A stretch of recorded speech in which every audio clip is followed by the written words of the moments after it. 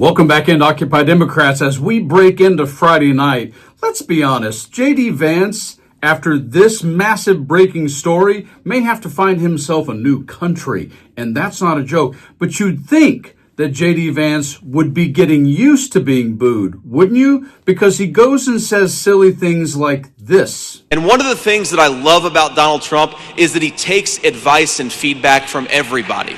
And his unpopularity is not only global now, it also happens even when he speaks to the military. Here. Well,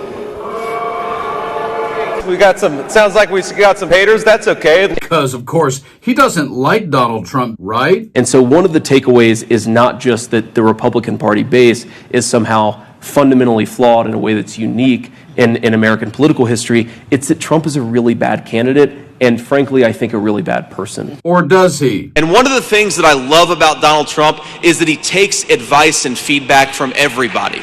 And the Kennedy Center patrons, you know, the ones before Trump tried to take it over, they know how to greet J.D. Vance. Kill that light!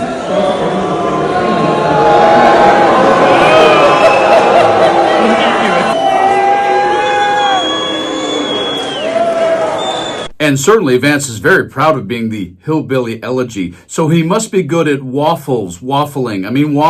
The precedent here is very simple. You have a federal law enforcement official engaging in federal law enforcement action. That's a federal issue. That guy is protected by absolute immunity. He was doing his job. I didn't say, and I don't think any other official within the Trump administration said, that officers who engaged in wrongdoing would enjoy immunity. That's absurd. But please, never Trump, right, JD? I'm a never Trump guy. I never liked him. It makes you think that, do you believe Donald Trump, who always tells the truth? Just kidding. Or do you believe that woman on that tape? I cannot stand Trump because I think he's a fraud.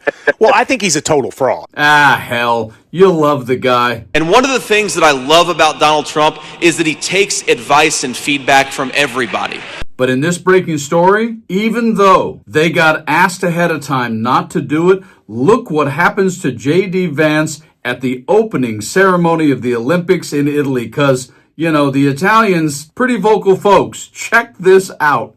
Knowing your audience is a pretty important thing in life, but even the IOC, the International Olympic Committee, hasn't quite figured that out because, as Daily Beast posted, there is the Vice President J.D. Vance and his wife Usha. Ooh, those are a lot of boos for him.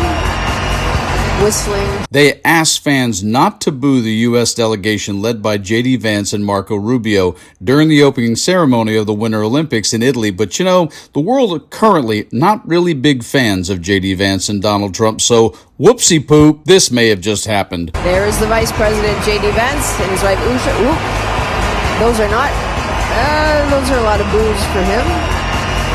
Whistling, jeering, some applause. I mean, that's kinda the best FAFO you've ever seen. F around and find out, JD. When you are as much as a paper-thin hypocrite as you are, when you have waffled as much as you have, when you have lied stone cold through your teeth and changed your position, not years apart, but literally on occasion, weeks apart or days apart, and you stand next to the Mango Muppet in the White House, don't be surprised.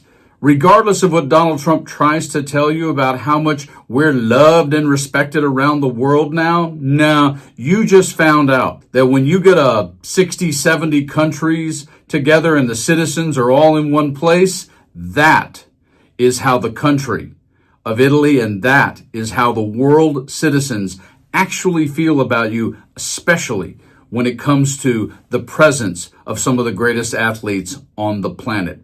Yeah, JD, you are, sir, not welcome here. You guys like and share the video and stay frosty. Have a good weekend.